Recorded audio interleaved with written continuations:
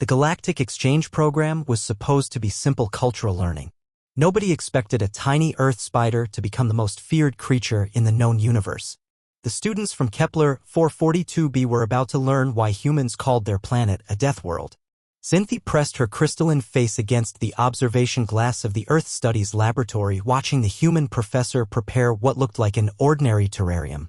The Zephyrian exchange students had traveled 18 light-years to study human biology, eager to understand how such a primitive species had survived on their hostile planet. Their own world was peaceful, controlled, safe, everything Earth was not. Today we'll examine one of Earth's smaller predators, Professor Williams announced to the dozen alien students gathered around his laboratory table. The humans had been enthusiastic about hosting the exchange program, though they'd insisted on extensive safety protocols that the Zephyrians found puzzling. This is a black widow spider measuring roughly 13 millimeters in length. Xinthi's friend Corvus leaned forward, his scaled features expressing amusement. That tiny creature is considered dangerous? Our younglings are larger than that. The other students rippled with what passed for laughter among their species.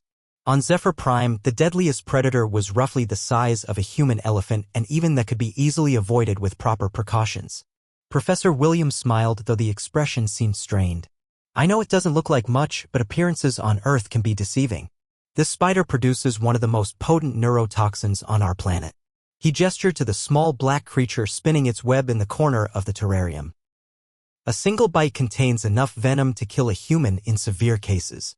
The Zephyrian students exchanged glances. They were each roughly twice the size of an average human, with chitinous exoskeletons that had evolved to resist most toxins. Their strongest warriors could bench press a small spacecraft. The idea that something so small could pose any threat seemed absurd. Surely you exaggerate, said THYXX, the group's designated warrior scholar. His massive frame barely fit in the laboratory chair designed for humans. On our world, size corresponds to danger. Large predators are threats. Small ones are food. He flexed one of his powerful arms, each muscle clearly defined beneath his natural armor. I could crush 100 of these creatures without effort. Dr. Sarachin, the xenobiology specialist, entered the room carrying a data tablet. Actually, the professor is being conservative. Black widow venom is 15 times more potent than rattlesnake venom. For a species without evolved resistance, the mortality rate can be nearly 100% without immediate treatment. Corvus chittered dismissively. Your species must be remarkably fragile. Our physiology is far more robust. The student delegation had been briefed on human weakness before their arrival. No natural armor, no claws, no enhanced healing. It was a miracle they'd survived at all. The fascinating thing about Earth's evolution, Professor Williams continued, is that survival pressures created an arms race between predator and prey. Small creatures developed increasingly potent toxins to overcome larger opponents. He pointed to a chart showing molecular structures. This spider's venom targets the nervous system with surgical precision. Xinthi found herself both fascinated and horrified. But how does something so small deliver such potent venom effectively? She asked, her translator converting her harmonics into human speech. Excellent question, Dr. Chun replied. The delivery mechanism is as impressive as the toxin itself. The fangs inject venom directly into tissue where it immediately begins disrupting neural pathways. She pulled up a holographic display showing the venom's effect on nervous systems. Within minutes, the victim experiences paralysis, respiratory failure, and cardiac arrest. The Zephyrian students grew quieter as they absorbed this information. Their own world's predators were powerful but straightforward, strong jaws, sharp claws, brute force. The concept of a tiny creature wielding chemical weapons was alien to their experience. THYXX stood up abruptly, his chair scraping against the floor. I request permission to test this creature's capabilities, he announced. As a warrior, I must understand all potential threats.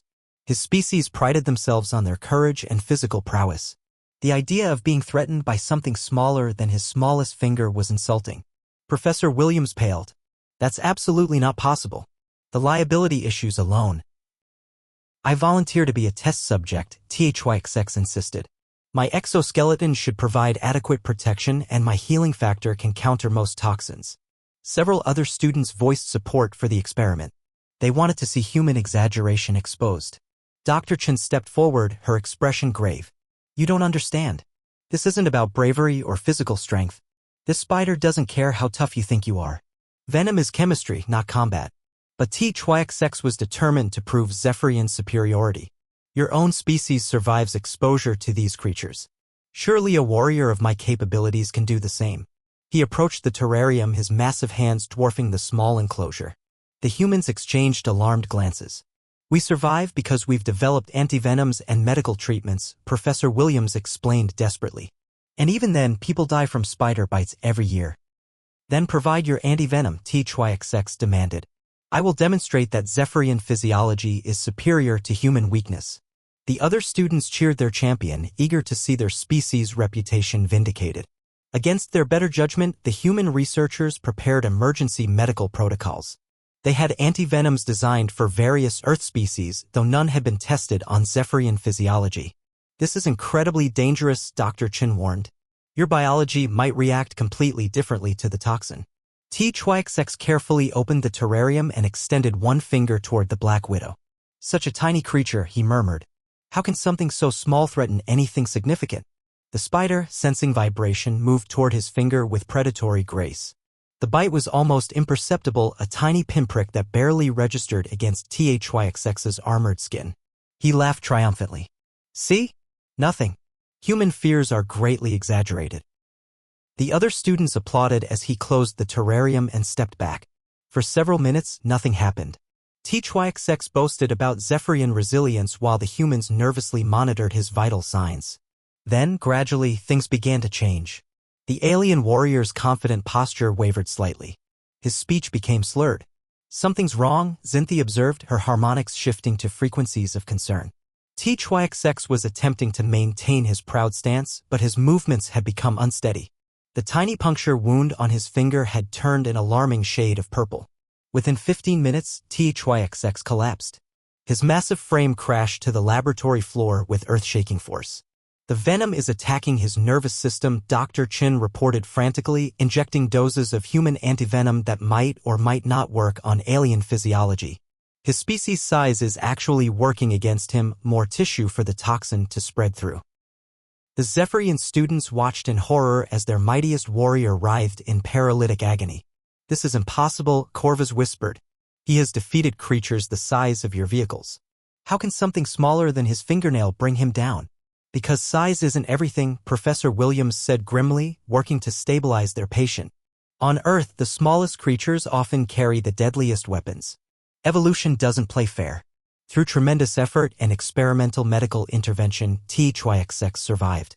But his recovery took weeks and his reputation never recovered.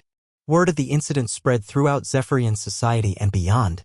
The mighty warrior felled by Earth's tiniest predator became a cautionary tale told across the galaxy.